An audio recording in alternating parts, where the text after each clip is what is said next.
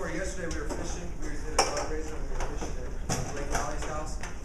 And when I grew up in a small town, 2,000 people. So what we did for fun is we go fishing, and we got in tubes, and a little sea net, and we float around these tubes and we fish all day. And what we try to do is we try to catch enough fish to have a fish fry at night. This is like really country kind of redneckish, but we catch all these fish and then we come together and we cook them and we have a big party at the end of the day. And on this tube that I fish in, it's just round and there's no back seat, and on the side there's a little measuring device. And when you catch a fish, you have to put it on this little thing. You only want to cook fish, basically they're between like 1 and 2 pounds. If they're too little, obviously there's not enough meat. If they're too big or too old, they just don't taste as good. So you want to catch fish that are between 1 and 2 pounds. So what you do is you catch the fish, if you're good, you catch the fish and you hold it up to this little line and you would measure it. If it measured up, if it was within I think 10 to 12 inches, then you would keep it with you. And if it didn't, you'd reject it. You'd say that's too small and you'd throw it back. It's too big and you'd throw it back. And the goal was to catch as many as you could. There was a standard that the fish had to meet. And if they didn't meet that standard, then you would reject it. And that's kind of what we're talking about here. We're talking about what is our standard? What do we receive and what do we reject? And we all live by standards. Like there's standards for your clothes you wear. Some things you'll receive and you'll wear. My mom one time bought me these pants that were like, I guess they were cool on MC Hammer. Like, you remember that? When I was in middle school, she bought me these pants and they were big up here, like really wide. They came down and tapered at the bottom. And I remember looking at it thinking, Mom, these do not meet my standard of what cool is. But I thought, I don't know why I tried this, but I was in middle school. I remember trying these pants on. And I actually walked down to school. And I got to school and I started seeing people. And I hid in this little cove area, and I ran back to my house to change the pants because I realized those pants just don't meet my standards. There's no way I'm going to wear those. I'm going to reject them. But also, there's things like our friends. There's certain friends that have to meet a standard of what we think should be a friend, right? There's clothes. There's boyfriends, girlfriends. There's a standard that we all set, that we all live by. If people don't meet your standard, you reject it. If they do, you receive it. This morning what we're talking about is we're talking about the culture. We're talking about music. Here's an interesting thing. Culture seeks to define what is our standard. What do we receive? Man, who tells you the things that are cool? Who tells you what you should have in your life? Think about it for a second. What decides for you what cool is, or what is something that you'll have in your life? What defines the clothes that you wear? What defines the movies that you think are funny? What defines the music that you listen to? Who are the people that set what you think is cool, what you receive? Think about it for a second. Because most times we don't think about what we receive in our life at all. We just receive it. Because I want to tell you today that God seeks to set the standard in our life. But what really sets the standard for most of us is the culture, is this stuff. This stuff up here is what decides what is cool for us. And another way, really sneaky way, is through music. Music has a way of telling us what is acceptable and what is not. There's this song by Eli Young, which most of you don't listen to country, so you probably don't know this. But if you think about all the popular songs, what are they mainly about? They're about love. And he says that his song is, it's always the love songs every time that make us feel something inside. When the fire's down low. And he's talking about, think about the music that you listen to. I went to the iTunes Top 10 music, the top 10 songs. And I want to read some of these to you. You can tell me what you think. Who sings this song? And there's a theme that runs through every single one of them. And that theme is what we're going to talk about. Because the theme that runs through here is what tries to shape us. It says this: I took your call, or I took your time with the call. I took no time to fall. Yes. What is it? Maybe. Call me maybe. It says, but still you're in my way. Before you came into my life, I missed you so bad. I missed you so bad. I missed you so bad. Okay? Do you all know that? There's another one. See if you can get this one. We're not the only ones doing it like that. So DJ, bring that back. All around the world, people want to be loved. Yeah, all around the world, they're no different than us. Who's that? That's Justin Bieber, you're right.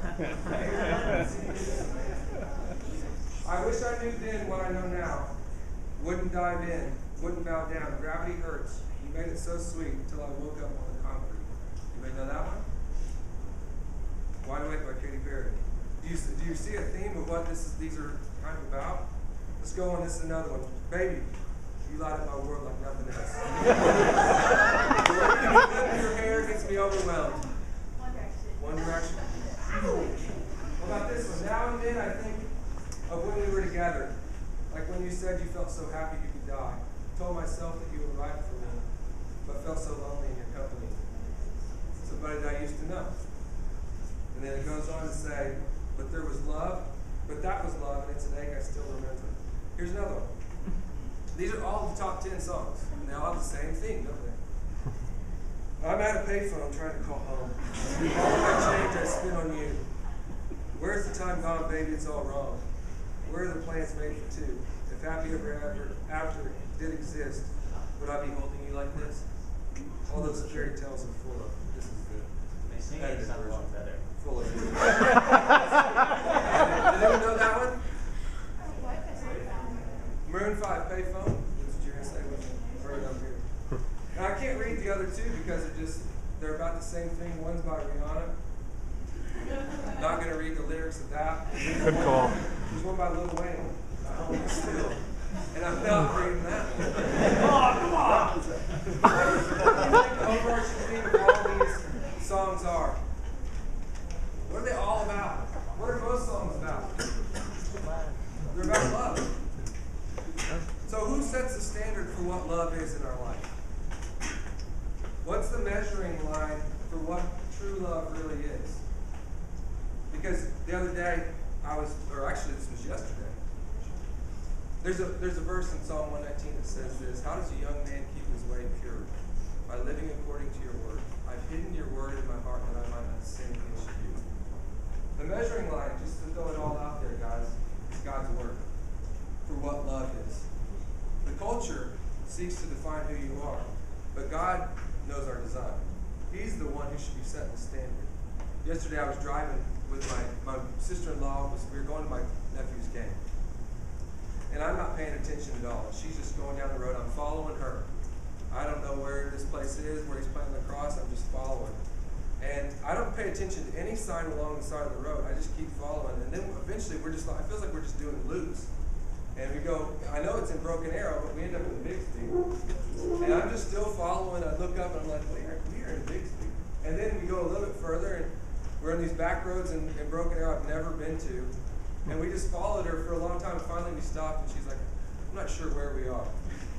And finally we found our way and we got there. But the reason I tell you that story is because I didn't pay attention to any of the signs. I just followed what was in front of me. I didn't pay attention to any warning signs. I just followed what was in front of me. And here's the problem for most of us. We don't look at like the warning signs. We don't look at like God's word. We just follow the culture. Where it says it's going with love, that's where we go. We don't pay attention. Even if we get incredibly lost, it doesn't matter. Because we are following what the music says we should be doing. And here's, I want to point out some things. God is our standard. How does it line up with these songs that we just talked about? And then we're going to watch a video. This isn't a long time. I want you to hear this.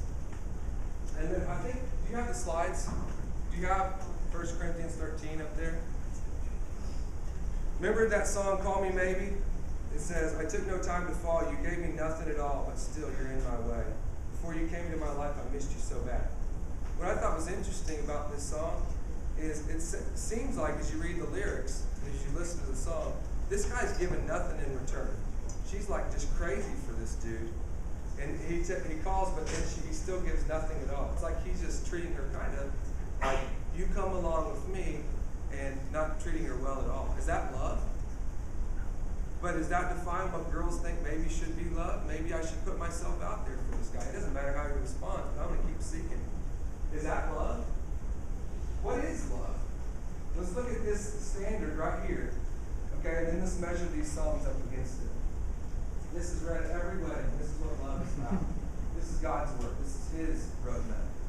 It says love is patient. Love is kind. It doesn't envy. It doesn't boast. It's not proud. It's not rude. It's not self-seeking. It's not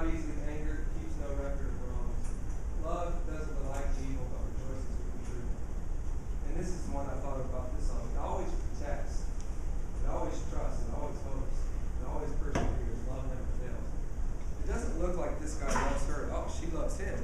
But he's not protecting her. He doesn't care about her. He's just stringing her along. That's what the song is about. Call me maybe. Maybe you'll call. And she's just hoping he's going to call. For some reason, we might buy into that and think that's how we should live our life. Let's go into Justin Bieber's. We're talking about, so I'd say for that one, it's redeem, receive, reject. I would say for that one, you can probably redeem.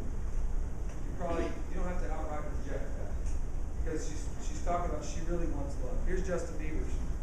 I'll just read this one line. All around the world, people want to be loved. Yeah, all around the world, they're no different than us. That line stuck out to me because Justin Bieber's talking about love. And he's talking about something that's really true. So you could use this as a bridge to talk to somebody because all of us want to be loved. He's got it right. All around the world, people want to be loved. They want this kind of love in their life. But very few times do we actually find it. And maybe the way Justin Bieber goes and looks for it, I don't know. I can't speak for him.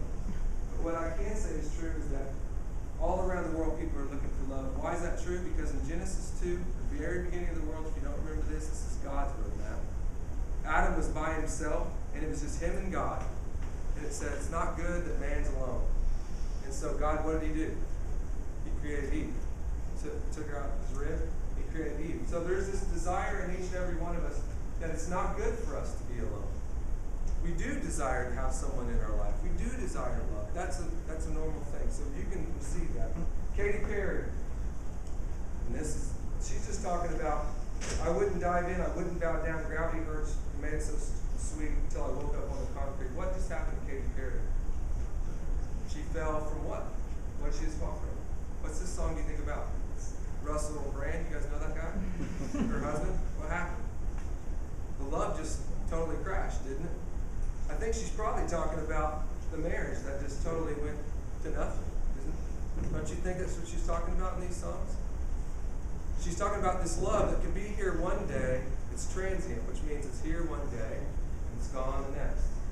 Her idea of love is that it can come and it can go. But that's not in the Bible anywhere. The love that's in the Bible is the kind of love that stays. It protects, it perseveres, it never fails. She's speaking about a love that comes and goes. And you know what? Watch TV, listen to music. They talk about this love that's here one day and gone. And then my mentor said this when I was getting married. He says, true love is not like you don't fall in a ditch and you don't get out of it. It's not like falling in a ditch. It's like making a commitment. It's like you're locked into this thing. You don't fall in love and you don't climb out of it. Love is a commitment that you make one time and you stick with it. It perseveres through the good times and the bad times.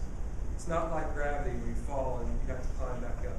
When you're in love and you say you love someone, I want to just tell you this for everybody's dating right now. If you say you love someone, you're committed to that person. So if you're a young person, you're telling everybody that you know that you love them. You don't love them because you're not going to love them the next day. Until you get married or you're serious dating, I would say, why are you telling people you love them? You like them. You're infatuated with them. But you're not committed to them. Until you're committed to their best interest, don't say you love them. Okay? Because you don't. You don't really know what love is until you're committed in that relationship. All right, we'll go on. And this is One Direction. Baby, you light up my world like no one else. I think that's a funny line because he's looking for this girl that flips her hair just right to light up his life. And then I was like, man, that's not lighting up your life. That's infatuation. I understand what it feels like. I remember seeing Terry after a lung break, my wife. I was in a different state. I remember seeing her for the first time, and we were just dating. And I remember thinking, oh my gosh, she's so beautiful. The sun's just perfect. It's just right smiling on. And I'm thinking, oh, this girl likes me. This is awesome.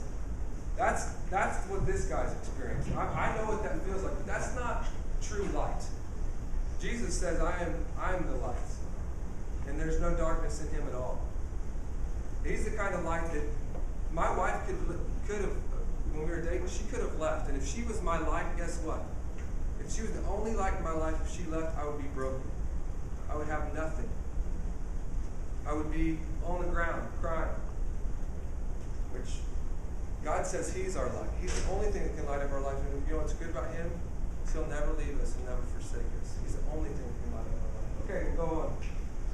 I love Maroon 5's Payphone. I hate the song, but I actually like these lyrics because it says, happy ever after doesn't exist. I would still be holding you like this. All those fairy tales are full of it. And I want to tell you, the culture feeds us a bunch of fairy tales about what love is. Watch any movie, romantic comedy, my wife loves them. But where does it always stop in those movies? When they get together, it never celebrates like really old people who've been together for a long time. The movie always ends when they just get married, or when they decide to be with one another. But it doesn't always end happily ever after, because love is not like that, or we wouldn't have a verse like this, where it's not, you don't keep records wrong, you're not angry. Real love, you're angry at people sometimes. It's hard. It sucks sometimes. But you know what's awesome about what God calls us to do? Is when we sucked, when we were awful people, when we screwed up all the time, God never gave up on us. It actually says when we were still sinners, Christ died for us. It means when we were in our worst state, farthest away from God, His love is the kind of love that still came for that person. The kind of love that the culture talks about is when you do something wrong, what happens? I'm getting out of here.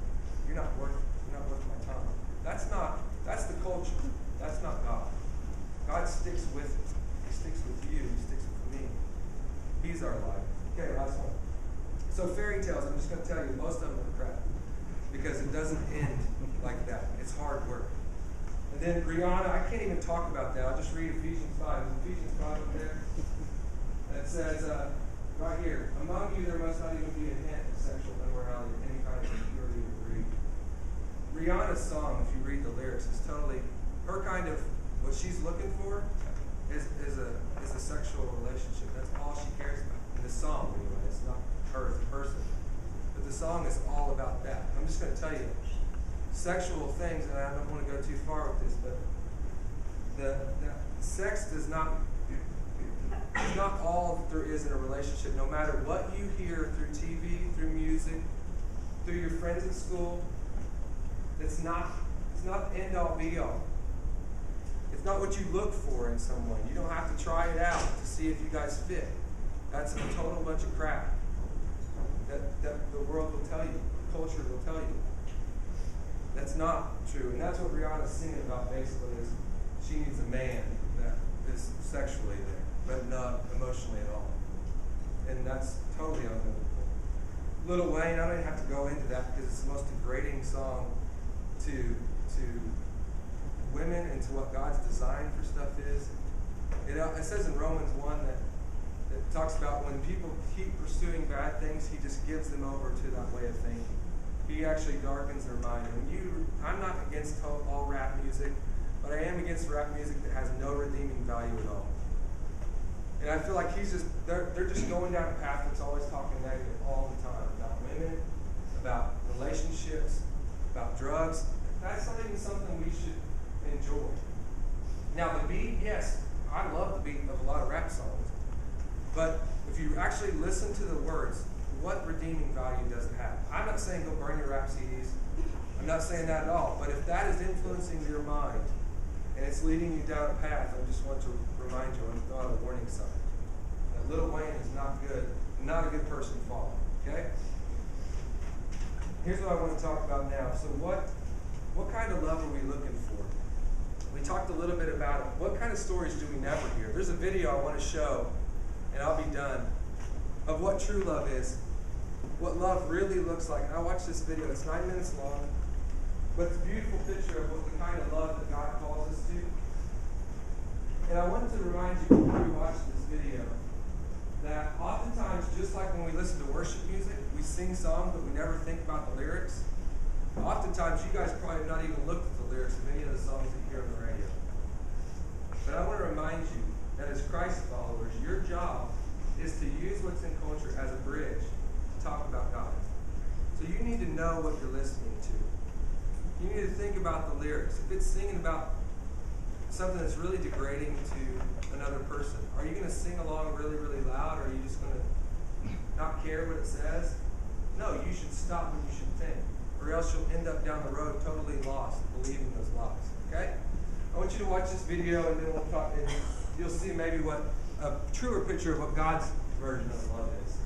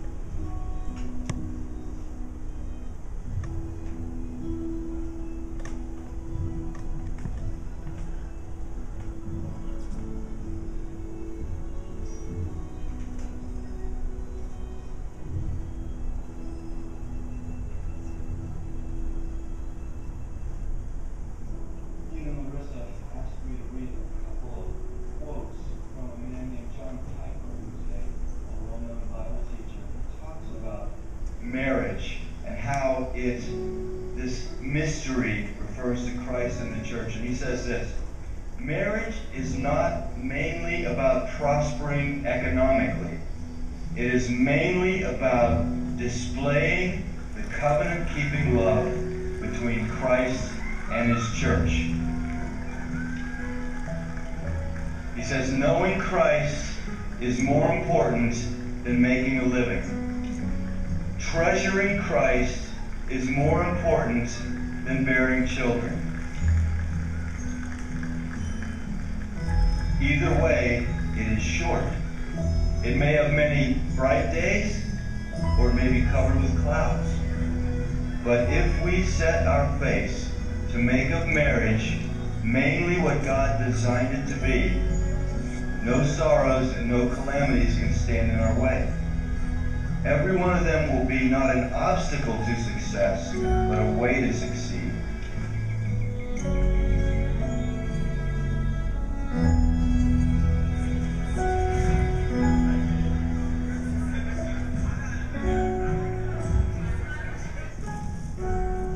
The beauty of the covenant-keeping love between Christ and his church shines brightest when nothing but Christ can sustain it.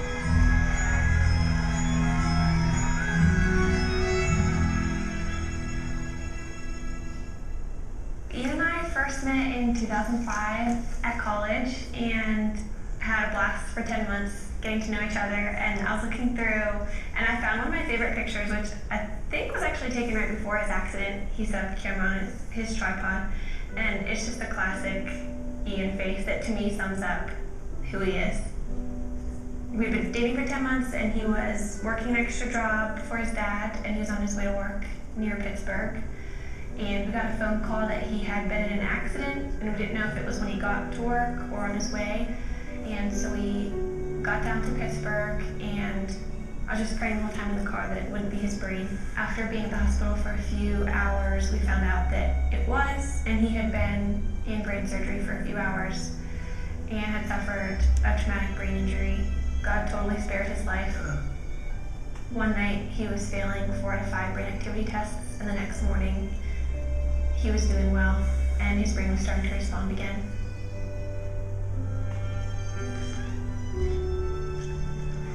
I moved in with his family after the accident, so I was really involved in his therapy and just did whatever I could to make his life fun. We'd go out on dates, and looking back, it's weird because he couldn't talk and he couldn't eat. So we probably looked like complete weirdos being on dates, but we had a blast, and I just talked to him all the time. I knew that before Ian's accident, he was very serious about marriage and was ring shopping, so I knew where he was, and that helped me so much. After he couldn't talk, I knew that he loved me, and I knew where he wanted the relationship to go because we were dating very intentionally. We just prayed that marriage would someday happen and watched all our friends get married and start having families. That was challenging, but we just tried to hold out hope that that would be us someday.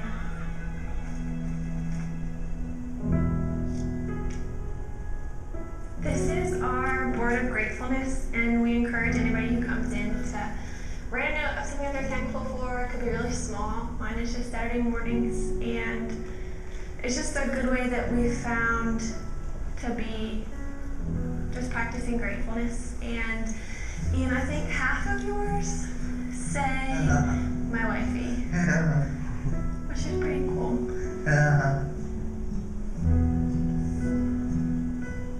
We decided that we couldn't really consider marriage as an option until Ian was able to communicate. But if he could communicate with me, then we could have a marriage, knowing it would be really different. But as long as Ian could talk to me, then we could make it work. So once Ian began communicating, it became a little bit more of an option. And then we just kind of watched Ian progress. Hi, husband. Hi, How are you? What? How was your day? A conversation I had with his dad, it was one of those conversations where I realized this could happen. Then that August, his dad was diagnosed with brain cancer. And at that point, his dad's biggest concern was Ian and I, and whether or not we were going to get married or step away from our relationship. He wanted us to make a decision to move our lives in some direction. He passed away before he was able to see us get engaged, but that was a huge impetus in why we started to pursue engagement.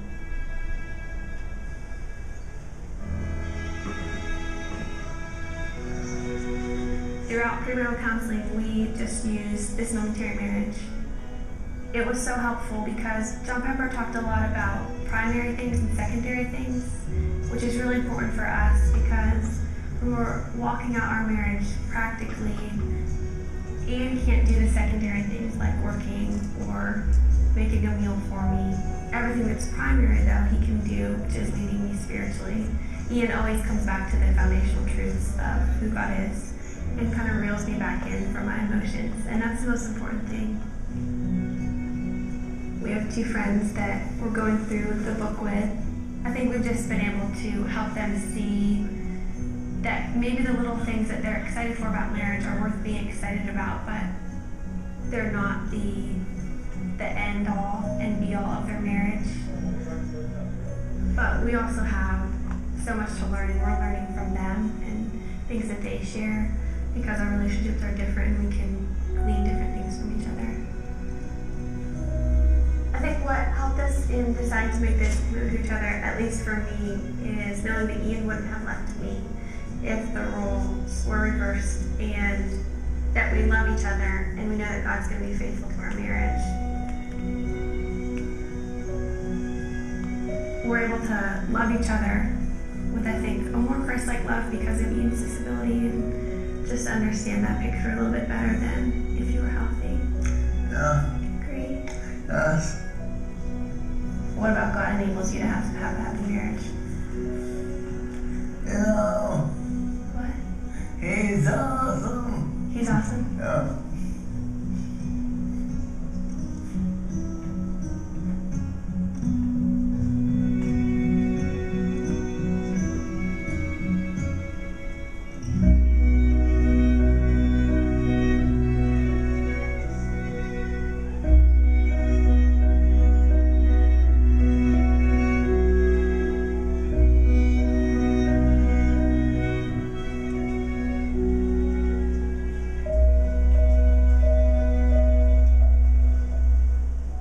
I just want to point out on that deal, what do you think the roadmap of those couples use? What do you think their standard is? Do you think if they listen to the culture of the world, where would that guy be that has disability?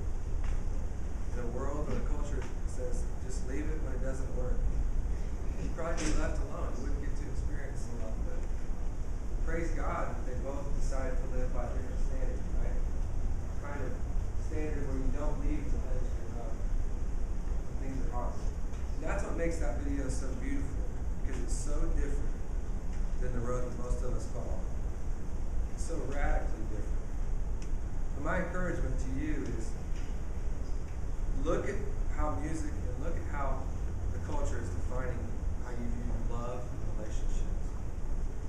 And then start hiding God's word in your heart so that you can follow this into a more beautiful type of love than what the world is presenting. Okay? Let's pray. God, I just thank you for examples of what true love looks like, that perseveres, that goes through hard times, that doesn't give up. God, I pray that these students would learn now as they're in dating relationships, or at least looking towards that they would not follow what the world tells them they should do. Give them discernment to figure out what your word says about dating and about love and how they should pursue that. I pray for anyone in here who's in a relationship that is obviously on the wrong track. God, I pray that you give them the strength and the courage to get out. I pray for anyone who's desperate for someone to love them. I pray that they'd find that love in you. And I pray that they'd be looking for someone who loves you more than they loves them. I just pray pray that you'd show us all what true love really looks like. Because we don't know, we don't have minds big enough to understand your kind of love. So show it to us,